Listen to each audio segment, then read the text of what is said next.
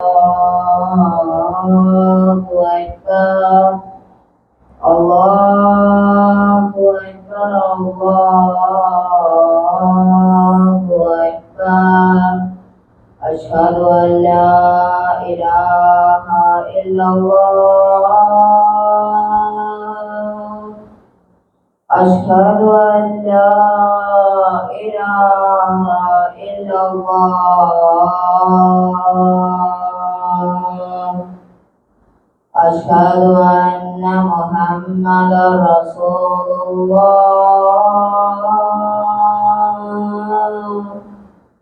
أشهد أن محمدا رسول الله حي على الصلاة حي على الصلاة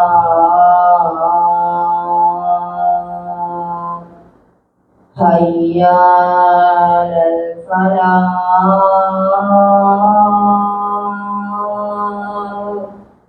حي على الفلاح الله أكبر الله أكبر لا إله إلا الله.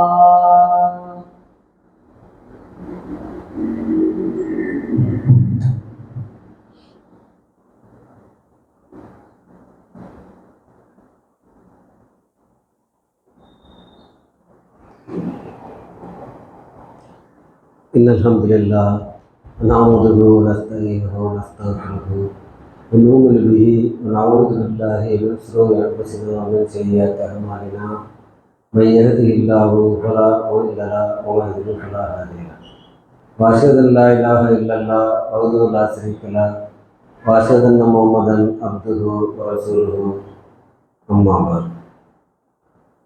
கண்ணியத்திற்குரிய எல்லாம் அல்ல அல்லாஹு ஜல்லஷானஹு தஆலாவின் நல்லடியார்களே, அல்லாஹுடைய பேரருளால் அவனுடைய மாபெரும் கிருபையால் அவன் நம்மீது கடமையாக்கி இருக்கக்கூடிய இந்த ஜும்மா என்கிற வணக்கத்தை நிறைவேற்றுவதற்காக நாம் இங்கே அமர்ந்திருக்கின்றோம். இந்த நல்ல நேரத்திலே அல்லாஹ் ரப்புல் ஆலமீன் மனிதர்களுக்கு படைக்கும் பொழுதே இயற்கையாக வழங்கியிருக்கக்கூடிய பண்புகளில் ஒன்றான தவறு செய்தல் என்ற பண்பினை பற்றியும், அந்த தவறு செய்யும் பொழுது நாம் அதை எப்படி பொறுமையாக எதிர்கொள்ள வேண்டும் என்பதை பற்றியும் பார்க்கலாம்.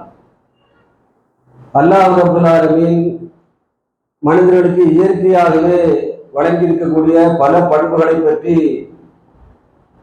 திருக்குர்ஆன் வாயிலாக நமக்கு விளக்கியிருந்தாலும், மனிதர்கள் பிழை செய்யும் பொழுது, தவறு செய்யும் பொழுது அதில் பொறுமையாக பிற மனிதர்கள் இருக்க வேண்டும் என்பதையும் நமக்கு அறிவுறுத்தியிருக்கின்றான். நபிகள் நாயகம் ஸல்லல்லாஹு அலைஹி வஸல்லம் அவர்களும் குறிப்பிடும் பொழுது, ஆதமுடைய மக்கள் காலையிலும் மாலையிலும் தவறு செய்யக்கூடியவர்களாக தான் இருக்கின்றார்கள். குல்லுபடி ஆதம யுக்திஹு பில்லைலி வன்னஹார்.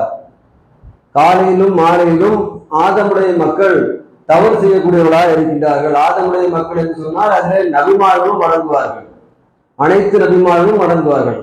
நபிகள் நாயகம் ஸல்லல்லாஹு அலைஹி வஸல்லம் அவர்கள் உட்பட அனைவரும் மனிதர்கள் என்கிற முறையிலே சிறு சிறு தவறுகள் பிழைகள் செய்யக்கூடியவர்களாகத்தான் இந்த உலகத்திலே வாழ்ந்திருக்கின்றார்கள். நபிகள் நாயகம் ஸல்லல்லாஹு அலைஹி வஸல்லம் அவர்கள் வாழ்ந்த காலத்திலே அவர்கள் சிறு தவறுகளை செய்யும் பொழுது அல்லாஹ் ரப்புல் ஆலமீன் அதை கண்டித்து திருமறை குர்ஆன் வாயிலாக அவர்களுக்கு வழிகாட்டுதலை வழங்கி சீர்படுத்தி இருக்கின்றான். நபிகள் நாயகம் ஸல்லல்லாஹு அலைஹி வஸல்லம் அவர்களுக்கு முன்னால் வாழ்ந்த நபிமார்கள் இப்ராஹிம் அலைஹிஸ்ஸலாம் அவர்களாக இருந்தால் சரி, அதற்கு பிறகு அதே மாதிரி நூஹ் அலைஹிஸ்ஸலாம் அவர்களாக இருந்தால் சரி, யூனுஸ் அலைஹிஸ்ஸலாம் அவர்களாக இருந்தால் சரி, மூசா அலைஹிஸ்ஸலாம் அவர்களாக இருந்தாலும் சரி, அனைவருமே பிழைகள் செய்திருக்கிறார்கள், தவறு செய்திருக்கிறார்கள் என்பதை அல்லாஹ் திருமறை குர்ஆன் வாயிலாக நமக்கு அதை விளக்கி இருக்கின்றான். மூசா அலைஹிஸ்ஸலாம் அவர்கள் ஆரம்ப காலகட்டத்திலே ஒரு மனிதரை கொலை செய்து விடுகிறார்கள். அதை அறியாமல் காலத்திலே குறை செய்ததாக அவர்கள் பிறவனிடத்திலே வாதிடவும் செய்தார்கள். பிறவன் கேட்கிறான், உங்களை பத்தி எனக்கு தெரியாதா, நீங்க ஒரு மனசுல கொண்டுட்டு தானே இப்ப வந்திருக்கிறீங்க என்று சொல்லும் பொழுது, நான் அறியாமை காலத்திலே கொலை செய்து விட்டேன், தவறுதலாக செய்து விட்டேன் என்று அந்த நேரத்தில் அவங்க விளக்குறாங்க. அதே யூனுஸ் அலைஹிஸ்ஸலாம் அவர்களை பற்றி அல்லாஹ் குறிப்பிடும் பொழுது, மீன் வயிற்றில் இருந்தவரை போல நீங்கள் ஆகிவிடாதீர்கள், அறிவினரா ஆகிவிடாதீர்கள் என்று சொல்லி அல்லாஹ் ரப்பல் ஆலமீன் அவர் யூனுஸ் அலைஹிஸ்ஸலாம் அவர்கள் தவறு செய்து அல்லாஹ்விடம் கோபப்பட்டு அதன் பிறகு மீன் வயிற்றிலே போய் திரும்ப பாவ மன்னிப்பு கேட்டதாக அல்லாஹ் குர்ஆனில சொல்லி காட்டுகிறான்.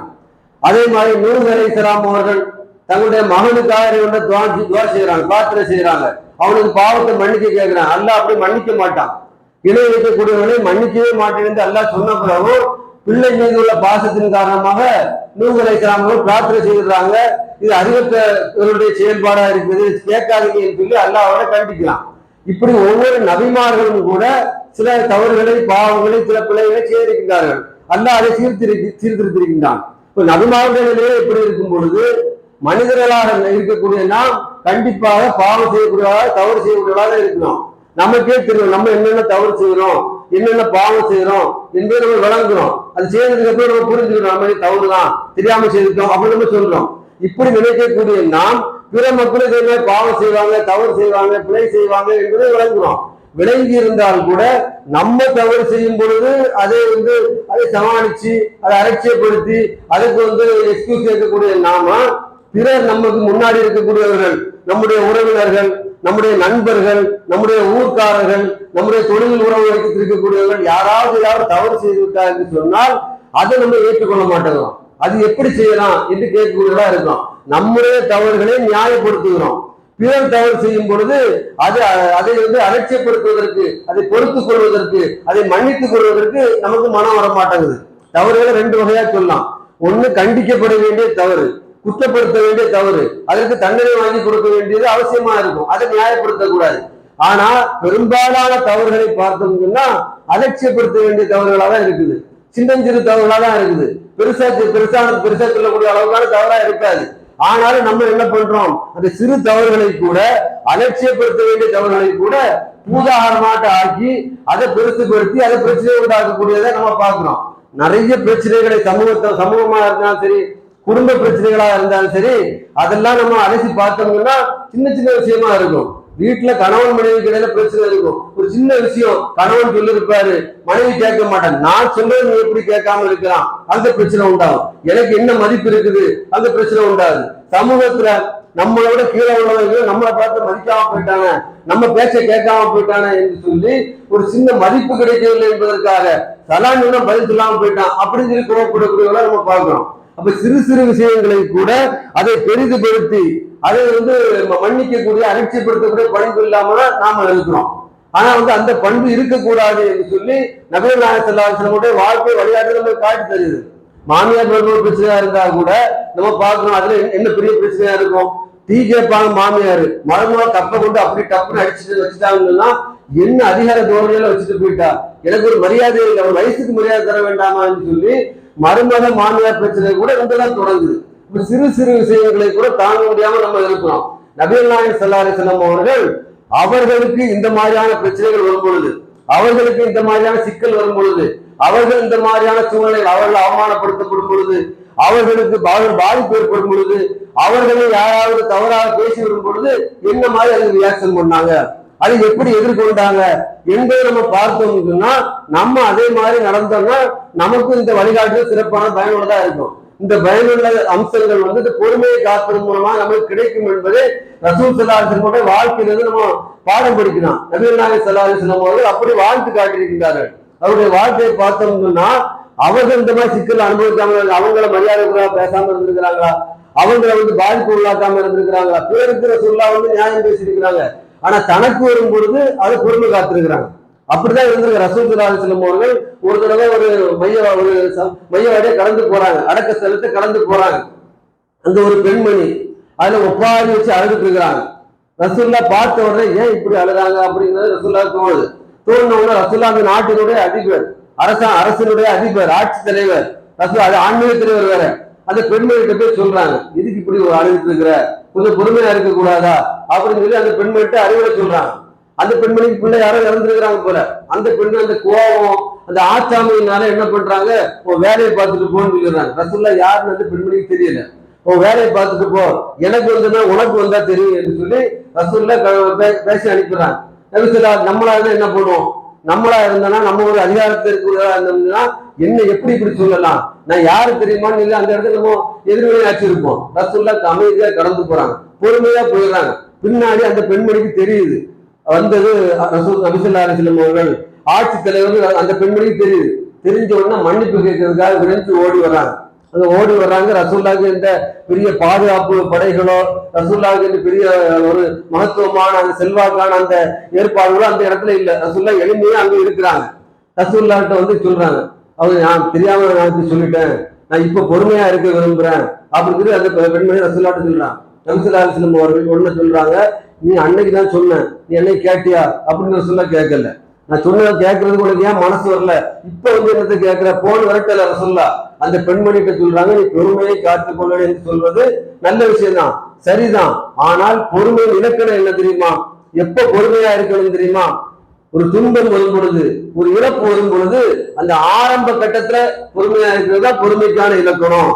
அது கடந்து கொஞ்ச நாள் ஆனதுக்கு அப்புறம் பொறுமையா இருக்கு, எல்லாத்தையும் முடிச்சதுக்கு அப்புறம் திட்டி தீர்த்ததுக்கு அப்புறம், எங்க வீட்டுல யாராவது பிள்ளைங்க இறந்து போவோம், கடவுளை இறைவனை அல்லாவெல்லாம் நல்ல திட்டுறது, உனக்கு கண்ணே இல்லையா, என் வீட்டுல தான் பிள்ளை எடுக்கணுமா, வேற ஆளே கிடைக்கலையா உனக்கு எப்படின்னு சொல்லிட்டு இறைவனை போட்டு நல்ல நிந்தனை செய்யறது, நல்லா திட்டி முடிச்சுக்கிட்டு ஒரு 3-4 நாள் கழிச்சு எல்லாம் பொறுத்துட்டு போக வேண்டியதுதான், எல்லாம் அல்லாவுடைய நாட்டம் அப்படின்னு நினைக்கிறது பொறுமை கிடையாது. அந்த இழப்பு ஏற்படும் பொழுது பொறுமையை காக்கணும். அந்த நேரத்துல யார் பொறுமையா இருக்கிறார்களோ அதுதான் சிறந்தது என்று சொல்லி ரசூல் ஸல்லல்லாஹு அலைஹி வஸல்லம் அவர்கள் அந்த பெண்மணிக்கு அறிவுரை சொல்றாங்க. பொறுமை என்பது இழப்பு துன்பம் ஏற்படும் பொழுது ஆரம்பத்துல வர்றதுதான் பொறுமை என்று ரசூலுல்லாஹ் இலக்கணத்தை பத்தி விளக்குறாங்க, பொறுமை இலக்கணத்தை விளக்குறாங்க. அவங்க பொறுமையா தானே வந்திருக்கிறாங்க.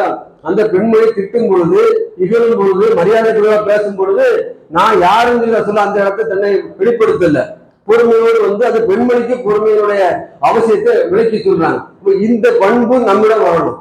நம்ம ஒரு பைக்ல ரோட்ல போனோம்னா அவ்வளவு சண்டையை நம்ம பார்க்கலாம். நம்ம பைக்ல போக எழுத்தார ஒருத்த வந்து ராங் சைட்ல வந்து நம்ம இடிச்சிருவான், அவன் ஏதோ அறியாம இடிச்சிட்டான்னு சொன்னா நம்ம விடுறோமா, அவனை எப்படி விடப்போ நீ வந்து இடிக்கிறான்னு கேட்கிறோம். அவன் சாரின்னு சொன்னா கூட மன்னிப்பு கேட்ட அவரை தெரியாம செய்துட்டு சார், தெரியாம பண்ணிட்டாங்க என்ன விட்டுருங்க அப்படின்னு சொல்லி சொன்னா கூட அது எப்படி விட முடியும், நீ எப்படி வரலாம், நீ இடிச்சு எனக்கு ஆயிரத்தி நான் என்ன பண்றது, நான் உன்னை சும்மா விட மாட்டேங்குது. அந்த இடத்துல சப்புப்பாடு போட்டு சத்தம் போட்டு 4 பேர் வந்து அந்த ஆளை பிடிச்சி அடி கொடுத்து இல்லைன்னா சத்தம் போட்டு விரட்டுறது போய் வீட்டுல போய் யோசிப்பான், அவன் எவ்வளவு கெஞ்சினான், அவனை விட்டுருக்கலாம, தெரியாம நம்ம இப்படி பண்ணி அவனை அசிங்கப்படுத்திட்டோம்னு சொல்லி பின்னாடி யோசிச்சு அதுக்குள்ள பொறுமை வரும் இவங்களுக்கு. பின்னாடி அவன்கிட்ட போய் அவன் சாரி கேட்கா இவருக்கு தோணும், அவனை இப்படி கேவலப்படுத்திட்டு அவன் முதல்லயே வர வேண்டியதான் பொறுமை. இந்த நேரத்துல வந்து பொறுமை வந்து உண்மையான பொறுமை கிடையாது, அது சகிப்புத்தன்மை கிடையாது. அந்த இடத்துல அந்த விஷயத்த அந்த தவறுகளை அலட்சியப்படுத்தணும், அந்த தவறை மன்னிச்சிடணும். இந்த பண்பு ஒரு முஸ்லிம்கிட்ட இருக்கணும். ரசூலுல்லாஹ் இதெல்லாம் வழிகாட்டி இருக்கிறாங்க. இந்த வழிகாட்டுதல் வந்து ஒரு மனிதனுக்கு நன்மை பயக்கக்கூடியதா இருக்கு என்று சொல்லி ரசூலுல்லாஹ் நமக்கு அறிவுறுத்தி இருக்கிறாங்க. ஒரு தடவை ரசூல் ஸல்லல்லாஹு அலைஹி வஸல்லம் அவர்கள் போர்க்களம் முடிச்சுட்டு அப்படி வர்றாங்க. வந்த இடத்துல வந்து ஒரு மரத்தடியில வந்து வாழை மேல தொங்க போட்டுக்கிட்டு, கிளையில தொங்க போட்டுக்கிட்டு அதுல படுத்து கிடக்குறாங்க. மற்ற தோழர்கள்லாம் கொஞ்சம் தள்ளி படுத்து கிடக்குறாங்க.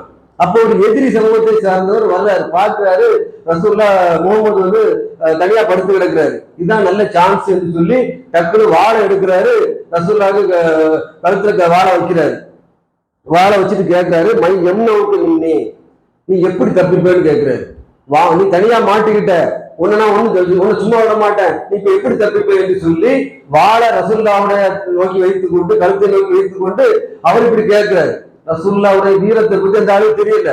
நபி ஸல்லல்லாஹு அலைஹி வஸல்லம் அவர்கள் எந்த சூழ்நிலையிலும் அச்சப்பட மாட்டார்கள், பயப்பட மாட்டார்கள் என்பது தெரியாம அந்த மனிதர் என்ன பண்றாரு, நீ எப்படி தப்பிச்சுட பாப்பன்னு கேட்கிறாரு. நம்மளா இருந்தோம்னா அந்த இடத்துல கெஞ்சி கூத்தாடி என்ன விட்டுருக்கப்பா, நான் யாரும் தெரியுமா, என்ன இப்படி நான் தெரியாம பண்ணிட்டேன், நான் சண்டைக்கே வர மாட்டேன், பிரச்சனை பண்ண மாட்டேன்னு சொல்லி அந்த இடத்துல அழுது வடிஞ்சு நம்ம என்ன பண்ணுவோம், தப்பிக்கிறதுக்கு வழியே பார்ப்போம். ஆனா நபி ஸல்லல்லாஹு அலைஹி வஸல்லம் அவர்கள் அந்த இடத்துல தைரியமா சொல்றாங்க, அல்லாஹ் என்ன காப்பாற்றுவான், அல்லாஹ் என்ன தப்பிக்க வைப்பான் என்று சொல்லி அப்படி அவர் ஆணித்தரமாக கம்பீரமா அந்த மனிதர்கிட்ட பதில் கொடுக்கிறாங்க. உழைச்ச உடனே அந்த மனுஷனுக்கு கையெல்லாம் விரைச்சிது, கையில உள்ள வாழ்க்கையில விழுந்துது. ரசூலுல்லாஹ் அந்த நேரத்துல எந்த மனிதனா இருந்தாலும் எப்படி பண்ணுவான், பயந்து போய் ஏதாவது தப்பிக்கிறது வழியை பார்ப்பான். ரசூல்லா சொல்றாங்க அல்லாஹ் என்ன காப்பாற்றுவான், அல்லாஹ் என்ன தப்பிக்க வைப்பான் என்று அந்த இடத்துல போல்டா சொன்ன உடனே அந்த மனிதனுடைய கையில இருந்து வாழ் பதறி போய் விழுந்துருது. இப்ப வாழ் ரசூல்லா கையில வந்துருது. இப்ப கையில வந்துன்னா வேற நம்மளா இருந்தா என்ன பண்ணும், வேற ஆளா என்ன பண்ணுவோம், ஏங்கிட்டயா நான் யாரு தெரியுமா அப்படின்னு நம்ம அந்த இடத்துல நம்மளோட வீரத்தை அப்பதான் காட்டுவோம். அதுக்கு முன்னாடி அது வரைக்கும் கெஞ்சி கூத்தாடி தப்பிக்கிறது வழியை பார்ப்போம். நம்ம சைடுல ஆதிக்கம் வந்துட்டது, அதிகாரம் வந்துட்டு, நம்ம கையில வாழ் வந்துருந்தோம்னா அந்த நேரத்தை தான் நம்மளுடைய வீரத்தை காட்டுவோம். ஆனா ரசூல்லா என்ன பண்றாங்க, அந்த நேரத்தை அந்த மனிதனை மன்னிச்சு அனுப்பி விடுறாங்க, இப்போ பொழைச்சு கொண்டு விரட்டி விடுறாங்க, அலட்சியப்படுத்துறாங்க. அவன் தவறு செய்து விட்டான் என்பதை அந்த இடத்திலே அலட்சியப்படுத்தி அவனுக்கு மன்னிப்பை வழங்கி அவனை விரட்டி விடுகிறார்கள். நபி ஸல்லல்லாஹு அலைஹி வஸல்லம் அவர்கள் மன்னிப்பை எந்த நேரத்துல வழங்கணும் காட்டுறாங்க. நம்ம சாதாரண நேரத்துல மன்னிப்பு வழங்குறது பெரிய விஷயம் இல்லை. நம்ம கையில ஆட்சி இருக்கும்போது, நம்ம கையில அதிகாரம் இருக்கும்போது, நம்ம ஒரு பவர்ல இருக்கும்போது, நம்ம கீழே உள்ளவன் நம்மளோட வலிமை குறைவா இருக்கும் பொழுது நம்ம அந்த இடத்துல மன்னிப்பு வழங்குறது, அந்த இடத்த அவன் செய்ய தவற அலட்சியப்படுத்துறதுதான் பெரிய விஷயம். நம்ம ஒரு நிறுவனத்தை நடத்துறோம், அந்த நிறுவனத்தை நம்ம கீழே வேலை பார்க்கக்கூடியவங்க தவறு செய்தாங்கன்னு சொன்னா எந்த முதலாளிக்காவது மன்னிக்கிறதுக்கு மனசு வருதா? அதே நேரம் நமக்கு ஈக்குவலா உள்ள யாராவது ஒருத்தர் பிசினஸ் பண்ணக்கூடிய ஆள் ஏதாவது தவறு செய்தாருன்னா மன்னிச்சு விட்டுருவோம். ஏன், அவனால நமக்கு ஒரு காரியம் இருக்கும், நம்மளால அவனுக்கு காரியம் இருக்குன்னு சொல்லி மன்னிச்சு விட்டுருவோம். நமக்கு கீழ்நிலையில உள்ளவர்களை நம்ம மன்னிக்க மனசு வருதா? மனசு வர மாட்டாங்க. ரசூலுல்லாஹ் நம்ம அந்த வழிகாட்டுகள் நமக்கு தந்திருக்கிறாங்க. மன்னிக்கணும். நம்ம கீழ்நிலையில உள்ள நம்மிடம் அதிகாரம் இருந்தாலும், நம்முடைய ஆட்சி இருந்தாலும், நம்மிடம் அவனை என்ன செய்வதற்கான ஒரு வழி இருந்தாலும் கூட அந்த நேரத்துல நம்ம அவனை மன்னிச்சு விடணும். அவன் செய்த தவறுதான் என்பதை விளங்கி அவனை தவறுல இருந்து அவனை அலட்சியப்படுத்தி விட்டு சொல்லி ரசூலுல்லாஹி ஸல்லல்லாஹு அலைஹி வஸல்லம் அவர்கள் நமக்கு வழிகாட்டி இருக்கிறாங்க. நபி ஸல்லல்லாஹு அலைஹி வஸல்லம் அவர்கள் இந்த இதே மாதிரியாக ஏமாற்றும் போது, ஒரு மனுஷன் நம்மளை ஏமாத்துறான் நமக்கு நல்ல கோபம் வரும். யாராவது ஒருத்தர் நம்மளை ஏமாத்திட்டாருன்னு சொன்னா நமக்கு நல்ல கோபம் வரும். அந்த இடத்துல நம்ம மன்னிக்கிறது மனசு. ரேஷன் கடைக்கு போறோம், அரிசி வாங்குறோம், அரிசியை நிறுத்தும் போது கீழே புளியை ஒட்டி வச்சு நம்மளை ஏமாத்தி அரிசியை போட்டாங்கன்னா நம்ம சும்மா இருக்குமா பார்த்துட்டோம்னா அந்த இடத்துல சத்தம் போட்டு ஆட்களை கூப்பிட்டு அந்த ஆளை அந்த வேலையை விட்டே நீக்கிறதுக்கு, இல்லைன்னா போலீஸை பிடிச்சி கொடுக்கறதுக்கான எல்லா வேலையும் பார்ப்போம். ஏன் இப்படி ஏமாத்தலாம் நம்ம நினைப்போம். ஆனா நபி ஸல்லல்லாஹு அலைஹி வஸல்லம் அவங்களை ஏமாத்துறாங்க. எப்படி ஒரு யூத கூட்டம் வருது, ஒரு யூத கூட்டம் வரும்போதே கேள்வி கிண்டலாட்டு ரசூலுல்லாஹ்வை கிண்டல் அடிக்கிற விதமா வருது. நபி ஸல்லல்லாஹு அலைஹி வஸல்லம் அவங்களை பார்த்து எல்லாரும் ரசூலுல்லாஹ்ட்ட அஸ்ஸலாமு அலைக்கும் சொல்லுவாங்க. அஸ்ஸலாமு அலைக்கும்னா என்ன அர்த்தம்? உங்கள் மீது சாந்தி உண்டாகட்டும், அமைதி உண்டாகட்டும் என்று அர்த்தம். இந்த சலாம்ங்கிற வார்த்தைக்கு ஈக்குவலா இன்னொரு அதே மாதிரியான உச்சரிப்பு வர மாதிரி சாம்ங்கிற ஒரு வார்த்தை, அது நீங்க நாசமா போங்கன்னு அர்த்தம், உங்களுக்கு சாபம் உண்டாகட்டும் அர்த்தம். அந்த யூத கூட்டம் என்ன பண்றாங்க, ரசூலுல்லாஹ் மேல விருப்பத்தோடு வரக்கூடியவங்களா இருப்பாங்க. ரசூலுல்லாஹ் கிண்டல் அடிக்கிறதுக்காக கேள்வி பண்ணதுக்காக வந்தவங்க ரசூலுல்லாஹ்ட்ட சலாம் சொல்ற மாதிரி சொல்றாங்க, அஸ்ஸலாமு அலைக்கும் சொல்றாங்க. அதாவது நீங்க நாசமா போங்க அப்படின்னு சொல்றாங்க. அவங்க என்ன நினைச்சுட்டாங்க, ரசூலுல்லாஹ் கேட்காது கிளியரா, அவங்க சலாம் சொல்ல நினைச்சிட்டு அவங்க பதில் சலாம் சொல்லுவாங்க அப்படின்னு நினைச்சுக்கிட்டு அவங்க என்ன பண்றாங்க, அஸ்ஸலாமு அலைக்கும் நீங்க நாசமா போங்க சாபம் உண்டாகட்டும் சொல்லிடுறாங்க. ரசூலுல்லாஹ் என்ன பண்றாங்க, ரிப்ளை உடனே கோவப்பட்டு அவங்க சொல்ற கேட்டாச்சு, என்னையா நாசமா போகணுன்னு, என்னையா ஏமாத்துற என்று சொல்லி அந்த இடத்துல ரசூலுல்லாஹ் அவங்களுடைய கோபத்தை வெளிப்படுத்தல. ரசூலுல்லாஹ்வுடைய மனைவியே கோவப்படுறாங்க. வீட்டுல இருந்து கேட்ட ரசூலுல்லாஹ்வுடைய மனைவி ஆயிஷா ரலியல்லாஹு திட்டுறாங்க, கோவப்படுறாங்க, சத்தம் போட்டு அவங்க சும்மா விடக்கூடாதுன்றாங்க. ரசூலுல்லாஹ் ஒண்ணுமே சொல்ல, வா அலைக்கன்னு சொல்லிடுறாங்க. வா அலைக்கன்னா என்ன, உனக்கும் அதே ஆகட்டும்னு சொல்லிடுறாங்க. வேற ஒண்ணுமே சொல்ல, நீ சலாம் சொன்னீங்கன்னா சலாம் உனக்கு வரும், நீ என்ன சாபம் போட்டியன்னா சாபம் உனக்கு வந்துடும், வேற ஒண்ணுமே சொல்ல, வா அலைக்கன்னு சொல்லி முடிச்சிடுறாங்க. ஆயிஷா கிட்ட சொல்ல, நீ கோவப்படாத, நீ அது பதற வேண்டிய அவசியம் இல்லை, அவன் என்ன சொன்னாலும் அது அவனுக்கே போய் சேரட்டும், நான் பதில சொல்லிட்டேன், நம்ம இதுல போய் பொறுப்பை காட்ட வேண்டிய அவசியம் தான் இருக்க தவிர சண்டை போட வேண்டிய அவசியம் இல்லை என்று சொல்லி தன்னுடைய மனைவிக்கு தன்னை சாபம் போட்டு தன்னை ஏமாற்றி சலாம் சொல்வது மாதிரி நடிச்சு ஏமாத்துறவங்கள்ட்ட கூட ரசூலுல்லாஹ் அவளை அலட்சியப்படுத்துறாங்க. அவங்கள்ட்ட தன்னுடைய பொறுமையை வெளிப்படுத்துகிறார்கள். அப்ப நபி ஸல்லல்லாஹு அலைஹி வஸல்லம் அவருடைய வாழ்க்கையில இந்த மாதிரி தான் ஒவ்வொரு கட்டத்திலையும் நடக்கிறாங்க. அவங்க பள்ளிவாசல ஒரு மனிதர் சிறுநீர் கழிச்சுறாரு. பள்ளிவாசல் இன்னைக்கு மாதிரி பெரிய கட்டிடமாட்டு கட்டப்பட்டதாக இருக்காது. அதை ஓலை குடிசை. இப்போ வர போற மக்களுக்கு எல்லாம் பள்ளிவாசல் மாதிரி தெரியாது, வெளியே உள்ள மக்களுக்கு தெரியாத மக்களுக்கு. அந்த மக்கள் ஒரு ஆள் என்ன பண்றாரு, நினைச்சுக்கிட்டு ஒரு ஓரத்துல ஒரு சிறுநீர் கழிச்சிடுறாரு. சிறுநீர் கழிச்சா சஹாபாக்கெல்லாம் கொந்தளிக்கிறாங்க, கோவப்படுறாங்க. எப்படி இது புனிதமான இடம், இது பள்ளிவாசல், இந்த பள்ளிவாசல்ல இது எப்படி சிறுநீர் கழிக்கலாம், அவரை நம்ம பிடிச்சி ஏதாவது பண்ணணும்னு சொல்லி அவர்கள் எத்தனைக்கிறாங்க. ரசூலுல்லாஹ் நினைச்சிருந்தாங்கன்னா அவரை பிடிச்சி தூண்ல கட்டு நெய்யை புடைச்சி அனுப்பி விட்டுருங்கன்னு சொல்லிட்டு ரசூலுல்லாஹ் சொல்லிருக்கிறான். ரசூலுல்லாஹ் என்ன பண்ணாங்க, பொறுமையா இருங்க, அவர் இயற்கை தேவையை முடிக்கட்டும், அவர் சின்ன கழிச்சு முடிக்கட்டும், திரும்ப அவரை கூட்டுவாங்க அப்படின்னு சொல்றாங்க. அவர் முடிச்ச உடனே அவரை கூட்டிட்டு வந்த உடனே ரசூலுல்லாஹி ஸல்லல்லாஹு அலைஹி வஸல்லம் கண்டிக்கவோ ஏசவோ திட்டவோ பேசவோ எதுவுமே செய்யாம அந்த மனிதத்தை ரசூலுல்லாஹ் சொல்றாங்க, லா யஸ்லவு ஃபியா மின் ஹாதல் மௌலி வல் கதர். இந்த பள்ளிவாசல் அசிங்கப்படுத்த, இது பள்ளிவாசல், இது அசிங்கப்படுத்தக்கூடிய இடம் இல்லை, இது அசுத்தப்படுத்தக்கூடிய இடம் இல்லை. இங்க இறைவனை இணைக்க வேண்டி இருக்கிறது. இங்க எல்லாரும் இறைவனை இணைப்பார்கள், இறைவனை திக்ரு செய்வார்கள், இறைவனை தொழுவார்கள், குர்ஆன் ஓதுவார்கள் என்று சொல்லி அந்த மனிதரிடம் நபிகள் நாயகம் ஸல்லல்லாஹு அலைஹி வஸல்லம் அவர்கள் அழகான முறையில் அறிவுரை சொல்றாங்க. கோவப்படல, திட்டல. ஏன் வேற யாரா இருந்தாலும் இன்னைக்கு நம்ம பாக்குறோமா இல்லையா, ஒரு மாற்று மதத்தினர் ஒரு ஊரகம் போகும்போது பள்ளிவாசலுக்கு பக்கத்துல ஒரு கோஷம் போட்டா கூட நம்மளால தாங்க முடியல. எங்க பள்ளிக்கு பக்கத்துல எப்படி கோஷம் போடலாம், எப்படி சத்தம் போடலாம் என்று சொல்லி இங்க இருந்து உடனே அங்க கல்லு எல்லாம் செருப்பு பிறக்கும், அங்க இருந்து அவன் திரும்ப ஏதாவது அனுப்புவான், மாறி மாறி கலவரம் சண்டை ரசாபாசான ஒரு நிலைமை இன்னைக்கு பாக்குறோம். ஏன் ஒரு பொறுமை இல்லை நமக்கு. நம்ம முஸ்லிமா இருந்த பிறகு கூட ரசூல் ஸல்லல்லாஹு அலைஹி வஸல்லம் நமக்கு வழிகாட்டிய பிறகு கூட ஒரு மாற்று மத சகோதரர்கள் அறியாம செய்யக்கூடிய காரியத்தை பொறுத்து போகும் மனம் இல்லாம நமக்கு எதிரிலாம் ஆட்டுறோம். ஆனா நபி ஸல்லல்லாஹு அலைஹி வஸல்லம் அவர்கள் அவன் அறியாம தெரியாம தவறுதலா செய்துட்டான்னு சொல்லி அவனுக்கு அறிவுரை கூறி அவனை அனுப்பி விடுறாங்க, அவனை போச்சு போட்டு விடுறாங்க, பிடிச்சி கெட்டி வச்சு அடிக்க சொல்லல. இப்ப ரசூல் ஸல்லல்லாஹு அலைஹி வஸல்லம் அவர்கள் இப்படிதான் தங்களுடைய வாழ்க்கையில பிறர் செய்யக்கூடிய தவறுகளை மன்னிக்கக்கூடியவர்களாக அலட்சியப்படுத்தக்கூடியவர்களாக இருந்திருக்கிறாங்க.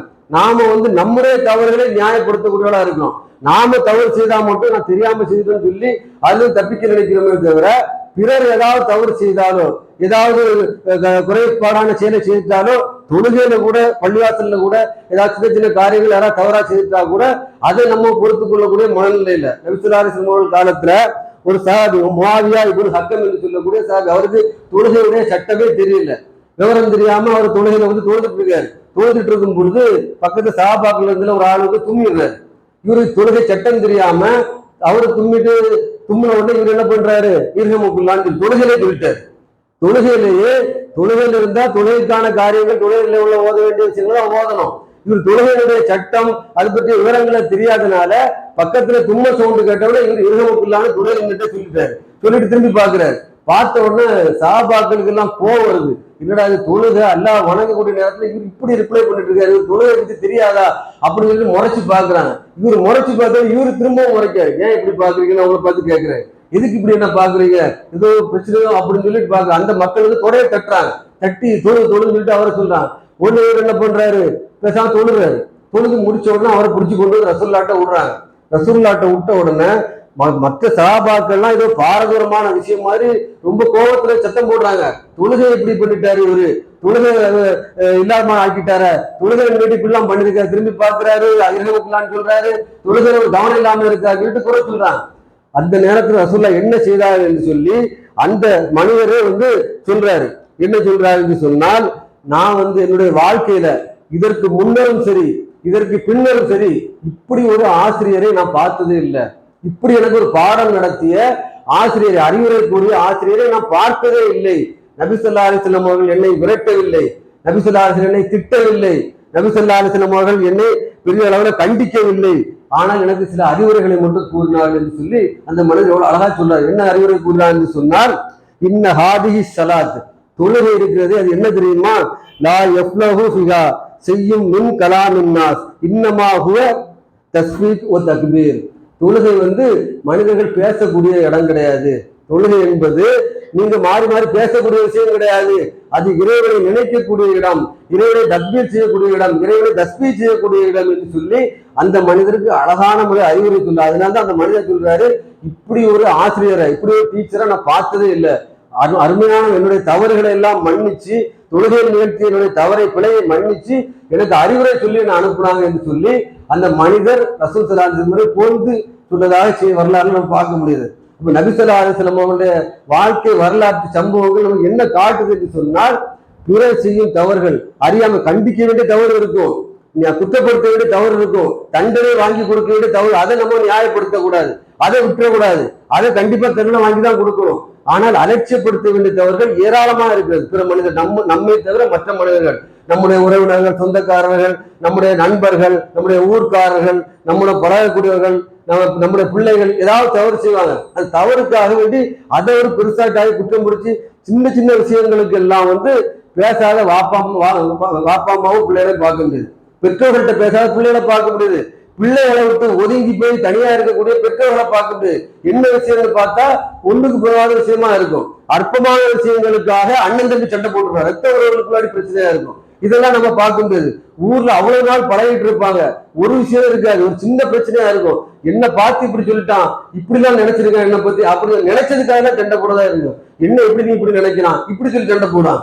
இப்படி எல்லாம் சண்டை போட்டு பிரச்சனை பண்ணி அது பிறருடைய அந்த அறியாம செய்யக்கூடிய தவறுகளை பொறுத்து கொண்டு அதை மன்னித்து கொண்டு அதை அலட்சியப்படுத்தக்கூடிய பண்பு முஸ்லிம்கள்டே இல்லாத நிலைமைக்கு ரசூல் ஸல்லல்லாஹு அலைஹி வஸல்லம் வாழ்க்கையிலிருந்து இந்த பாடத்தை நாம் படித்துக் கொண்டு நம்முடைய வாழ்க்கையிலும் இந்த பொறுமை என்கிற பண்பு வருவதற்கு நாம் முயற்சி செய்ய வேண்டும். வல்ல அல்லாஹ் அதற்கு உதவி செய்வானா என்று கூறி இந்த உரையை நிறைவு செய்கிறேன்.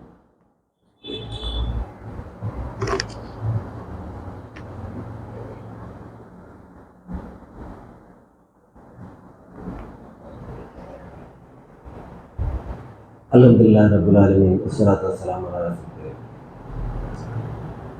கண்ணியத்திற்குரிய எல்லாம் அல்ல அல்லாஹ் ஜல்லஷானஹு வ தஆலாவின் நல்லடியார்களே, அல்லாஹ் ரப்பில் ஆலமீன் திருமறை குர்ஆனிலே 31வது அத்தியாயம் 34வது வசனத்திலே குறிப்பிடுகிறான், மனிதர்கள் அவர்கள் எந்த பூமியில் எங்கு மரணிப்போம் என்பதை அறிய மாட்டார்கள், அல்லாஹ் மட்டுமே அறிந்தவனாக இருக்கிறான் என்று குறிப்பிடுகிறான். மனிதர்கள் எங்கு மரணிக்கப் போகிறார்கள், எந்த இடத்துல மரணிக்கப் போகிறார் என்பதை எந்த மனிதனும் அறிந்து கொள்ள முடியாது. அல்லாஹ் மட்டும்தான் அறியக்கூடியவனாக இருக்கிறான் என்று இந்த வசனத்தில் நமக்கு விளங்க முடிகிறது. இதை தெரியாமலேயே மனிதர்கள் இன்றைக்கு ஆட்டம் போடக்கூடியவர்களாக இருக்கிறார்கள். எந்த நேரத்தில் நம்ம சுற்றி மரணம் இருந்து கொண்டே இருக்கிறது, அடுத்த செகண்ட் நம்ம உயிரோடு இருக்குமா என்பதை தெரியாதவர்களாக தான் இருந்து கொண்டிருக்கிறார்கள். குல்லு நஃப்ஸுன் தாயிகத்துல் மௌத், அனைத்து ஆத்மாக்களும் ஒவ்வொரு ஆத்மாவும் மரணத்தை சிரிக்கக்கூடியதாக தான் இருக்கிறது என்றும் அல்லாஹ் குர்ஆன்ல சொல்லி காட்டுகிறான். கடந்த 2 தினங்களுக்கு முன்பு அகமதாபாத்தில் அங்கிருந்து கிளம்பிய விமானம், லண்டனை நோக்கி செல்வதற்காக கிளம்பிய விமானம் மேலே ஏறி ஒரு 10 நிமிஷத்துக்கு முன்னாடியே அது பக்கத்தில் இருக்கக்கூடிய ஒரு மருத்துவக் கல்லூரி மாடியில் மோதி பெரும் விபத்திற்குள்ளாக இருக்கிறது. அதில் 242 பயணிகள் பயணம் செய்ததாகவும் தகவல் வருகிறது. இது எந்த மருத்துவக் கல்லூரியுடைய மாடியில் இடிச்சதோ அந்த மருத்துவக் கல்லூரி அந்த மாடி பகுதியில், அது வந்து ஒரு கேண்டீன், அந்த பகுதியில் பிரேக் டைம் லஞ்ச் டைமில் வந்து அந்த மாணவர்கள் வந்து லஞ்ச் சாப்பிடுவதற்காக எல்லாம் வந்து உட்காந்துருக்காங்க. ஏறக்குறைய 60 மாணவர்கள் அந்த அந்த கேண்டீனில் வந்து உட்கார்ந்துருக்கிறாங்க. அதில் போய் இது இடிச்சு இப்போ அந்த மாணவர்களுடைய நிலை என்னன்னு தெரியாத நிலைமை இருக்குது. அதில் 10 மாணவர்கள் மரணித்து விட்டார்கள் என்ற செய்தி உறுதிப்படுத்தப்பட்டிருக்கிறது. இந்த விமானத்தில் இருந்தவங்கள 140 பேர் மரணித்து விட்டார்கள் என்று உறுதிப்படுத்தப்பட்டிருக்கிறது. இந்த மரணித்த அந்த உறுதிப்படுத்தப்பட்ட 140 பேருமே அவர்கள் அந்த மனிதர்கள் தானா என்று அடையாளம் காணக்கூட முடியாத அளவிற்கு உருக்குலைந்து போயிருக்கிறார்கள். எப்படி அதை இப்போ அவங்க உறுதிப்படுத்திருக்காங்க, அதனுடைய டிஎன்ஏ டெஸ்ட், அந்த உடம்புடைய டிஎன்ஏ டெஸ்ட்டை வச்சு அவங்க உறுதிப்படுத்தியிருக்கிறாங்க. அந்த நிலைமைக்கு இன்றைக்கு ஆளாயிருக்கிறது இந்த விபத்து. இப்போ இந்த விபத்திற்கான காரணம் வந்து சில அந்த விமான சம்பந்தமான இந்த தொழில்நுட்ப வல்லுநர்கள் சொல்லும் பொழுது மேனுவல் இஷ்யூ இருக்கலாம், டெக்னிக்கல் இஷ்யூ இருக்கலாம் என்று சொல்கிறார்கள். அதாவது மனித தவறுகளும் இருக்கலாம், இயந்திர தவறுகளும் இருக்கிறதுக்கு வாய்ப்பு இருக்கிறது. ஆனால் மனித தவறு இருப்பதற்கு ஏன்னா அந்த விமானி வந்து கடந்த காலங்களில் நிறைய விமானங்களை ஓட்டி அனுபவம் பெற்றவர், திறமை வாய்ந்தவர் சொல்கிறாங்க. அதனால அதில் டெக்னிக்கல் ப்ராப்ளம் தான் இருக்கிறதுக்கு வாய்ப்பு இருக்குது, இயந்திர கோளாறு தான் இருக்குது என்று இன்றைக்கு தகவல் வருகிறது. இந்த விமானமானது அதற்கு முன்னாடி இது மத்தியான நேரத்தில் அங்கே அகமதாபாத்லேருந்து அந்த சர்தார் வல்லபாய் பட்டேல் அந்த விமான நிலையத்திலிருந்து ஏர் இந்தியா விமானம் புறப்படுது. அந்த விமானம் அதுக்கு முன்னாடி டெல்லியிலிருந்து இங்கே அகமதாபாத்துக்கு வந்துருக்குது. இப்போ அந்த டெல்லியிலிருந்து வந்த விமானத்தில் பயணித்த ஒரு மனிதர், ஒரு நபர், ஆகாஷ் என்று சொல்லக்கூடிய ஒரு பயணி வந்து அந்த விமானத்தில் பயணம் செய்த போது அவருக்கு ஏற்பட்ட அனுபவத்தை சின்ன வீடியோ கிளிப் மாதிரி அவர் அதை அவங்க எக்ஸ்தளத்தில் சமூக ஊடகத்தில் அது வெளியிட்டிருக்கிறாரு. அதில் அவர் என்ன குறிப்பிட்டாருன்னா, இந்த விமானத்தில் வரும்பொழுதே ஒரு அன்யூஸ்வல் ஃபீலிங் எனக்கு வந்தது, ஒரு அசாதாரண மனநிலை எனக்கு வந்தது. அந்த விமானத்தில் வந்து எனக்கு ஃப்ரெண்டில் சீட்டு ஃப்ரெண்டில் இந்த டிவி ஒர்க் ஆகல, ஏசி ஒர்க் ஆகல, ரிமோட் ஒர்க் ஆகல, சின்ன சின்ன கோளாறுகள் இருந்த மாதிரி இருந்தது. எனக்கு அதே ஒரு மனசுக்கு சங்கடமாக, என்ன விமானம் இது, என்று அந்த பயணி வந்து அந்த விமானத்தின் மீது குறை வந்து சொல்லியிருக்காரு. அவருடைய சமூக ஊடகத்துல வந்து சமூக வலைதளத்துல வந்து அதை பதிவும் பண்ணிருக்கிறாரு. அப்ப இது நம்ம இதனாலதான் இந்த விபத்து ஆச்சுன்னு கூட நம்ம சொல்ல முடியாது.